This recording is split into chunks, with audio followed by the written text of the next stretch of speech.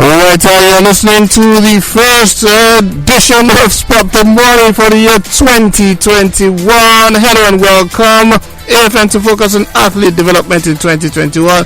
Osimhen apologizes for breaching COVID protocols, a review of the NPFL and European football, and what to expect from this January transfer window. These and more on this edition of Spot the Money. I'm Bimbola Oyale. Stay with us.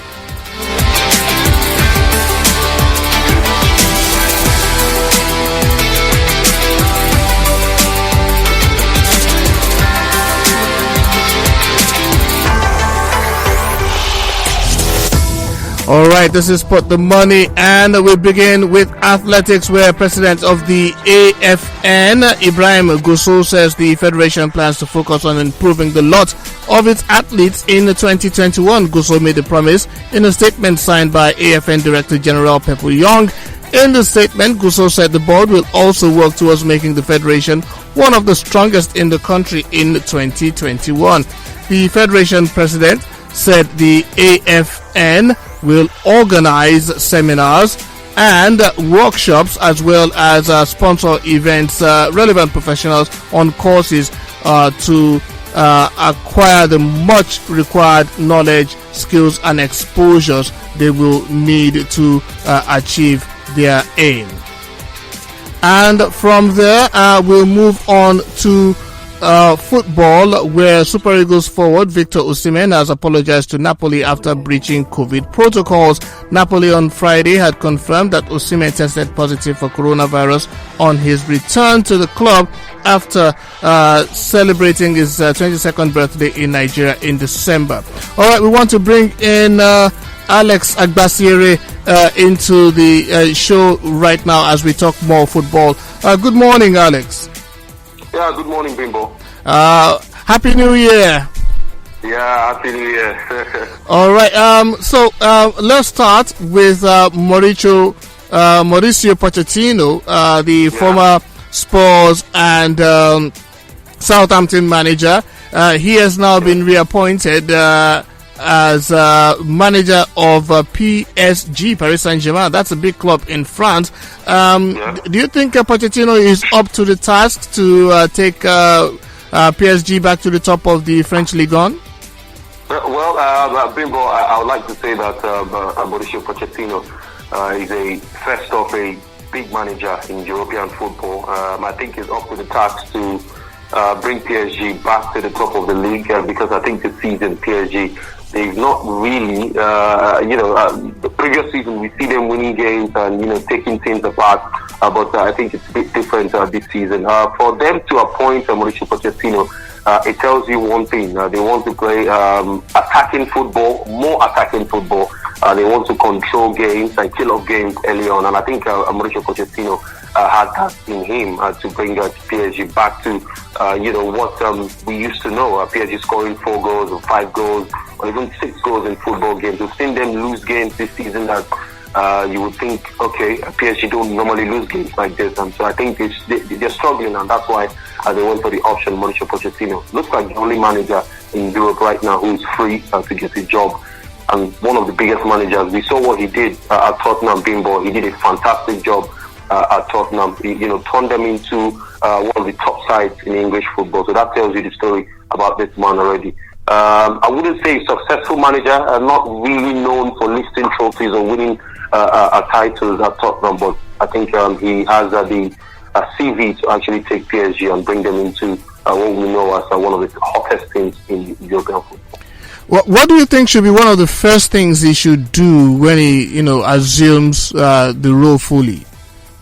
I think the first thing he should do is do away with what the former manager has been doing before. Try to bring his own idea into this club side, because we know what Mauricio Pochettino likes doing. He likes to see his ideas of the way he understands football. He likes to see that play out on the field of play. So for Mauricio Pochettino, the first thing he should do is I think changing what has been used in the previous season by Thomas Tuchel. So I think for Mauricio Pochettino, he would try to bring his idea and maybe just change some things a little bit. We've seen PSG this season in the Champions League play some weird formations like 3-5-2. Sometimes they play 3-4-3, and sometimes it doesn't really work for them. So I think Mauricio Pochettino will come in and change the idea, what has been there before, and bring in his own style into PSG. And I think that's the first thing he's going to do. We saw him in the training session yesterday, smiling and happy, getting to know the players and stuff. So I think he's going to do a great job at PSG. Okay, let's move on to the English Premier League, one of the most interesting, especially in these parts. About 11 days ago, Arsenal were all over the place. It was even said that they were fighting a relegation battle, but since then now they've moved up to 11th. They've won 3 games on the bounce. What do you think was responsible for this change of fortune in at the Emirates? That's a difficult one. For Arsenal, they were losing games. I think the only time Arsenal fans could sit down and see an Arsenal game was in the Europa League, because they did a great job in the Europa League. They won all their games in the group. They made light work of the teams in their group in the Europa League. In the Premier League, it's a different story. Arsenal losing games, not being able to grind out results. We saw them beat Manchester United sometime last 2 months. It was a good game to see. Penalty from Emre Aubameyang to give them the lead. What changed? I think Mikel Arteta, when you get that reassurance, when you get that reassurance from the board, that you are going to be the boss of Arsenal, they have that faith in him to continue as the boss of Arsenal. And I think you just, put that into the boys. You have to the next game has to be better. And I think that's what Mikel Arteta should be telling the boys, and has been telling the boys at Arsenal. The next game has to be better. We lose one, or the next game has to be better. And they did a great job at Brighton, and they also played a fantastic game. I saw that game, and it was interesting to see Arsenal score 4 goals against West Bromwich Albion, and just made it look so sweet. And Elmi Smith-Rowe has been fantastic for Arsenal. Tierney has done a good job from the left-hand side. So I think for Mikel Arteta, it's telling the boys the next game has to be better. The next game has to be better. They've won 3 games now on the bounce. It looks good for Arsenal. They have their next game, and it will still be the same thing for Mikel Arteta. The next game has to be better, and I think the next game for Arsenal should be important for them to get their 4th victory in 4 games. Meanwhile, in the same London, just west of where the Gunners are, Chelsea are having a hard time getting a win in their last 3 games. They lost to this same Arsenal. They drew against Aston Villa, and then they lost 3-1 to Man City, losing by the same scoreline they did to Arsenal. Lampard before then was doing quite well, rising to 2nd position sometime, I think it was in November, and then he kept that position for some time, but now it's gone a bit belly up. What do you think happened to their game? For Chelsea, their last 5 games, if I'm correct, they've lost 3. They won 1 against West Ham. The 3-0 victory they won against West Ham. They lost to Arsenal, like you said, and Aston Villa. They drew to Aston Villa. For Chelsea, judging from the game against Manchester City, they started well, started brightly. They've been, I think they've been good this season. Chelsea, they're scoring goals from every part of the pitch, from the defense to the midfield down to the attack. Everybody's involved. Timo Werner, Tammy Abraham, Olivier Giroud. Everybody's scoring for Chelsea, but they've not clicked in their last 5 games. They've only won 1 out of the last 5. So I would want to think that I think the problem, Bimbo, if you ask me, will be Frank Lampard. The ability to change during the course of a game, the ability to change the tactics, change the style of play, change the approach, from the get-go, and maybe a plan B or something. Frank Lampard don't look like a manager who has a plan B, if you ask me. And they tend to struggle when opposition sides kick in in football games, and we saw that yesterday against Manchester City. They conceded 2 goals that I feel they should have, not considered. But I think for me, Bimbo, I would tilt towards saying that Frank Lampard struggles when opposition sides hit Chelsea and hit them hard, and the ability to change the style of play or the formation or tweak something tactically has been the problem for Frank Lampard going forward. They were at some point they were good, winning games and grinding out results, scoring goals, but now things are beginning to shape up badly for Chelsea. They need to get the next game and get it done, and maybe get 3 points in their next game, and maybe from there you can see what will happen. But for now, Chelsea don't look bright as we speak, Bimbo, and Lampard needs to change a lot. He needs to change a lot. Finally, on the EPL, Manchester United are picking up steam. They are flying, but they are flying under the radar. People are not taking, are not really paying attention to them. They are just gradually creeping out there. They are level on points with leaders Liverpool, even though Liverpool have 1 game in hand. But they didn't start this well. They also had a very, very bad spell. They were 15th when they started, then they started moving up gradually. How has Ole Gunnar Solskjaer managed to turn everything around, do you think?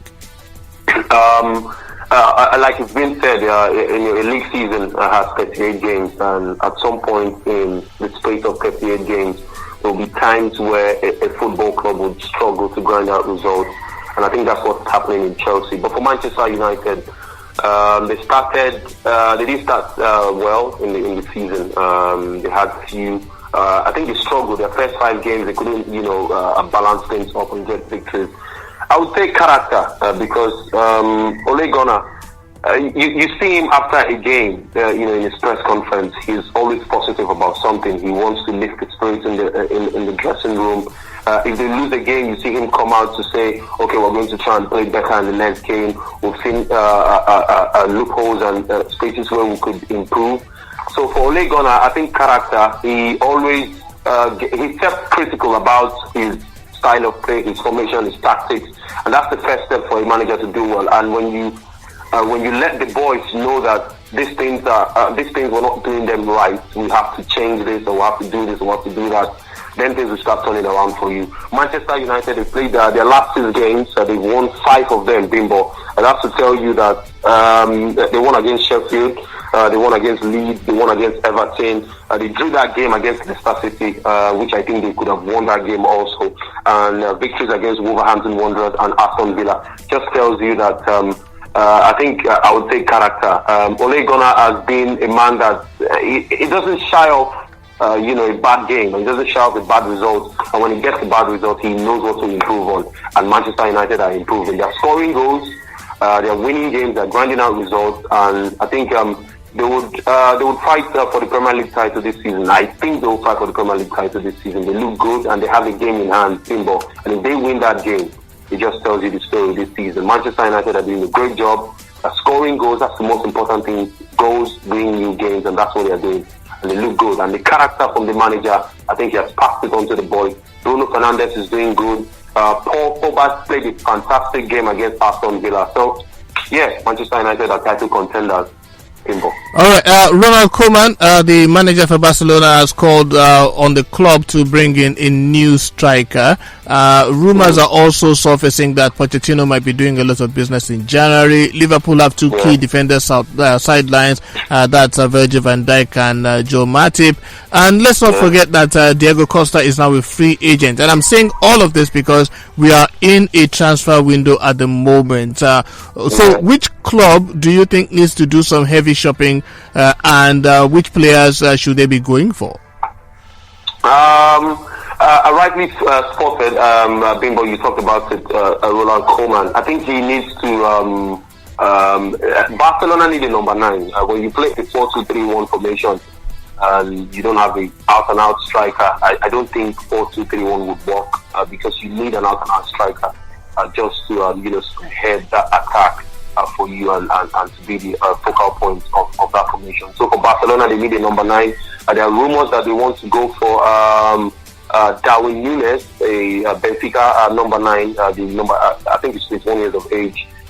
He's Uruguayan. He's a good number 9. He knows how to play football and he scores goals also. So for Barcelona they need a number 9. In the summer transfer market in 2020, he was looking to get Jorginho Wijnaldum just to play that box-to-box midfield role for him. He couldn't get that, and now he's looking for a number 9.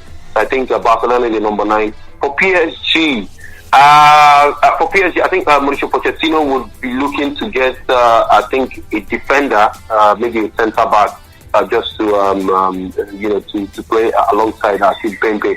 Because it's always a problem for PSG. They're good in attack, they have a good midfield, but they are never balanced in defense. So for PSG, they'll be looking to get a defender in maybe one midfielder also. For Arsenal, I think Arsenal need to look at the transfer market also. Real Madrid don't really need to do anything in the transfer market. January, and obviously the big man, Diego Costa, is a free agent now. I think he'll be looking to leave Atletico Madrid. It's not getting the play time he would want to. They prefer to go with Luis Suarez and Joao Felix up front in a 4-4-2 formation. So, Bimbo, I think in the course of the month, we will be seeing a lot of players transfer in and out of football clubs around Europe. But Barcelona, most importantly for Ronald Koeman, he needs to get a number 9. No manager in the world plays a 4-2-3-1 formation without a number 9. Without a number 9. Thank you so much, Alex. It's been fun doing this with you from the first episode of Spot the Money for the year 2021. We hope this will grow into a more exciting partnership here on the show. Thank you so much. Yeah, always a pleasure, Bimbo. Always a pleasure. All right. So, continuing with our conversation, roundup of the NPFL matches played over the weekend. Nasarawa United are on top of the league after a 2-1 win over Heartland FC on Sunday in Owerri. It was the second away win on match day 2 after Rivers United beat Abia Warriors 1-0 in Aba on Saturday.